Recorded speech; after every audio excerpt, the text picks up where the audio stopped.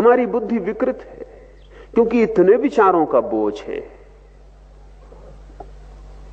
विचार ही विचार हैं, जैसे आकाश में बादल ही बादल छाए हो, आकाश खो जाए, दिखाई भी ना पड़े, सूर्य का कोई दर्शन ना हो, ऐसी हमारी बुद्धि है। विचार ही विचार छाए, उसमें वो जो बुद्धि की प्रतिभा है, जो आलोक है, वो खो गया, छिप गया। एक बादल हट जाए तो आकाश का टुकड़ा दिखाई पड़ना शुरू हो जाए, छिद्र हो जाए बादलों में तो प्रकाश की रोशनी आनी शुरू हो जाती, सूरज के दर्शन होने लगते। ठीक ऐसे ही बुद्धि जब तक विचार से बहुत ज्यादा आवृत है, और एक परत नहीं है विचार की, हजारों परतें हैं। जैसे कोई प्याज को छीलता चला जाए तो परत के भीतर परत, परत के भीतर परत, ठीक ऐसे विचार प्याज की तरह। एक विचार की परत को हटाएं, दूसरी परत सामने आ जाती, दूसरे को हटाएं, तीसरी आ जाती। एक विचार को हटाएं, दूसरा विचार मौजूद, दूसरे को हटाएं, तीसरा मौजूद। ये परत दर परत विचार है। ये हमने जन्मों में इकट्ठे किए, जन्मों जन्मों में। ये धूल है जो हमारी लंबी यात्रा में हमारे मन पे इकट्ठी हो गई। जिससे कोई यात्री रास्ते पे चले तो धूल इकट्ठी होती चली जाए, और उसने कभी स्नान न किया और यात्रा करता ही रहा हो तो बहुत धूल इकट्ठी हो जाए, यात्री का पता ही न चले कि वो कहां खो गया। ध्यान स्नान है बुद्धि का, और जो ध्यान नहीं संभाल पा रहा है उसकी बुद्धि कचरे से लद जाएगी, स्वाभाविक। प्रतिपल संस्कार पड़ रहे हैं, हर घड़ी। पूरे दिन में वैज्ञानिक कहते हैं कोई 10 लाख संस्कार बुद्धि पे पड़ते हैं। आप सोच भी नहीं सकते 10 लाख कहां से पड़ते होंगे। हर चीज का संस्कार पड़ रहा है। अभी मैं बोल रहा हूं, ये संस्कार पड़ रहा है। पक्षी आवाज कर रहा है, वो संस्कार पड़ रहा है। एक कार का हॉर्न बजा, वो संस्कार पड़ा। वृक्ष में हवा दौड़ी, वो संस्कार पड़ा। पैर में एक चींटी ने काटा, वो संस्कार पड़ा। सिर में थोड़ी पीड़ा हुई, वो संस्कार पड़ा। पढ़ रहे हैं 10 लाख संस्कार दिन भर में, 24 घंटे में, और ये सब इकट्ठे होते जा रहे हैं। ये संस्कार धूल है, और ये हम जन्मों से इकट्ठे कर रहे हैं। इसलिए बहुत परतें इकट्ठी हो गई। जब आप सोए हैं तब भी संस्कार पड़ रहे हैं। नींद लगी है आपकी, लेकिन इससे कोई फर्क नहीं पड़ता, क्योंकि बुद्धि पूरे वक्त काम कर रही। बाहर कोई आवाज होगी, नींद में भी संस्कार पड़ रहा है। गर्मी पड़ेगी, संस्कार पड़ रहा है। मच्छर आवाज कर रहे हैं, संस्कार पड़ रहा है। करवट बदली, संस्कार पड़ रहा है। गर्मी है, सर्दी है, पूरे पूरे समय बुद्धि इकट्ठा कर रही है। हर चोट। बुद्धि की क्षमता बहुत ज्यादा है। वैज्ञानिक कहते हैं कि अनंत संस्कार बुद्धि इकट्ठी कर सकती। आपके इस छोटे से सिर के भीतर कोई 7 करोड़ सेल है, और एक एक सेल अरबों संस्कार इकट्ठा कर सकता है। इसलिए कोई अंत नहीं। सारे दुनिया का जितना ज्ञान है वो एक आदमी की बुद्धि में समाया जा सकता है।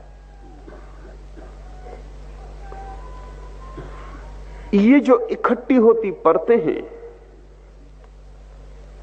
इनके कारण आप आच्छादित हैं। इस आच्छादन को तोड़ना पड़ेगा।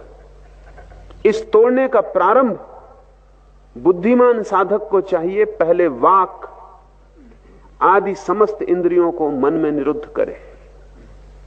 इसलिए मौन का इतना मूल्य है। मौन का अर्थ है कि आप बाहर और भीतर बोलना बंद कर रहे हैं, क्योंकि बोलना बुद्धि की बड़ी गहरी प्रक्रिया है। बोलने के द्वारा बुद्धि बहुत कुछ इकट्ठा करती रहती है, और जो भी आप बोलते हैं वो आप सिर्फ बोलते नहीं हैं, बोला हुआ आप सुनते भी हैं। उसके संस्कार और सघन हो जाते हैं। जब आप एक ही बात बार बार बोलते रहते हैं तो आपको पता नहीं कि आप बार बार सुन भी रहे हैं। संस्कार गहरे होते जा रहे हैं, और आप कचरा बोलते रहते हैं। सुबह अखबार पढ़ लिया, फिर दिन भर उसी को लोगों को बोले चले जा रहे हैं। कोई व्यर्थ की बात जिसका कोई भी मूल्य नहीं, जिससे किसी को कोई लाभ नहीं होगा, उसको आप बोले चले जा रहे हैं। अगर आप अपने 24 घंटे का विश्लेषण करें तो आप पाएंगे कि 99% तो कचरा था जो आप न बोलते तो किसी का कोई हर्ज न था। ध्यान रहे, जिसे बोलने से किसी को कोई लाभ नहीं हुआ है, उसे बोलने से हानि निश्चित हुई है। क्योंकि न केवल आपने दूसरे के मन में कचरा डाला है, जो कि हिंसा है, जिसका कोई मूल्य नहीं है, वह आप बोल के दूसरे के मन में डाल दिए। और जब आप बोल रहे थे तो आपने फिर से सुन लिया है, वह आपके भीतर दोबारा गहरा हो गया, उसकी फिर से संस्कार पड़ गया, फिर कंडीशनिंग हो गई। अगर आप एक असत्य को भी बार बार बोलते रहें तो आप खुद ही भूल जाएंगे कि वो असत्य है।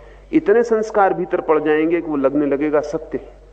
एडोल्फ हिटलर ने कहा है कि कोई भी असत्य को सत्य करना हो तो एक ही तरकीब है, उसे बोले चले जाओ। दूसरे ही मान लेंगे ऐसा नहीं है, आप खुद भी मान लेंगे। आप अपनी जिंदगी में देखें, कई असत्य आपको सत्य मालूम पड़ने लगे, क्योंकि आप इतने दिन से बोल रहे हैं कि अब आपको भी स्मरण नहीं रहा कि पहले दिन ये बात असत्य थी। बहुत बार संस्कार पड़ जाने से गहरे हो जाते, लीक बन जाती।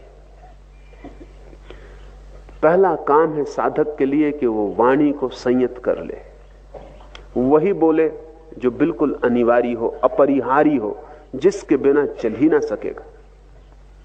ये दुनिया बड़ी शांत हो जाए अगर लोग अपरिहार्य को बोले, व्यर्थ को ना बोले। व्यर्थ को बोल के बड़ी झंझट में पड़ते हैं, क्योंकि बोल के आप ही थोड़ी बोलते हैं, दूसरा जवाब भी देगा। थोड़ा आप सोचें कि अगर आप संयत रहे होते, मौन रहे होते, तो कितने उपद्रव आपके जीवन से बच गए होते। बोल के आप न मालूम कितने उपद्रवों में पड़ रहे हैं, फिर उनको बचाने के लिए और बोलना पड़ता है, फिर ये सिलसिला बढ़ता चला जाता है। एक विशियस सर्किल, एक दुष्ट चक्र है जिसका फिर कोई अंत नहीं। इसलिए साधु चुप हो जाता है, उतना ही बोलता है जितना अनिवार्य है, और उतना ही बोलता है जिससे किसी का हित हो सकेगा, अन्यथा मौन रह जाता है। वाणी को जब आप बाहर से रोकेंगे तो भी जरूरी नहीं कि भीतर रुक जाए, क्योंकि आप दूसरे से न बोलें तो खुद से बोलते रहते। बैठे हैं, खुद ही से बात चल रही, ये खुद ही से चलने वाली बात भी संस्कार निर्मित करती है। क्योंकि जब आप अपने से बोल रहे हैं तब भी मन सुन रहा है, और जो भी आप बोल रहे हैं उसकी आप लकीर जोर से खोद रहे हैं अपने भीतर। खुद से भी बोलना बंद करें। वाणी बड़ा उपद्रव है, जरूरी नहीं है कि उपद्रव ही हो, हमने उपद्रव बना लिया है। भीतर भी धीरे धीरे बोलना बंद करें, चुप्पी साधें, मौन को फैलने दें। जितना जितना मौन फैलेगा उतना उतना मन विसर्जित होता चला जाए।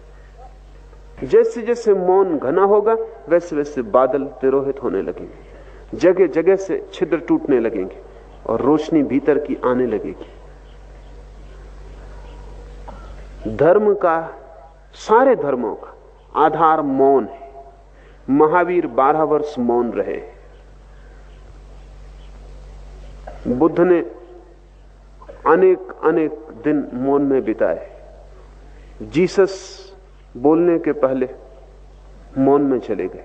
उनका अवतरण हुआ जब वे परम मौन की अवस्था में थे। इस जगत में जो भी सत्य का अवतरण हुआ है वो तब हुआ है जब भीतर चुप्पी, सब शांत है। उस शांत क्षण में ही हमारा तालमेल, हमारी ट्यूनिंग ब्रह्म से जुड़ जाती है। वो मौन का कांटा ही हमें आभास से भीतर ले जाता है और सत्य से जोड़ देता है।